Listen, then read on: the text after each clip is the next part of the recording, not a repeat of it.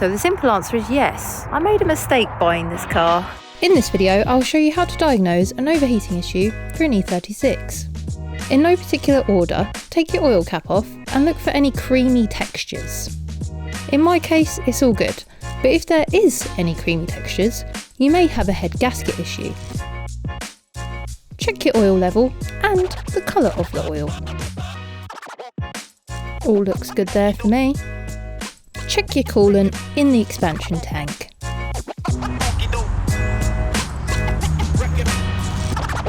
Right. Well, I've found my problem. It's likely to be the thermostat. Click the pop-out banner in the top right-hand corner of the screen if you'd like to see more on how to change your E36 thermostat. If you still haven't found your problem, you can check if there are any visible liquids or brittle pipes. And if you're still having problems with your car, then please let me know in the comments below.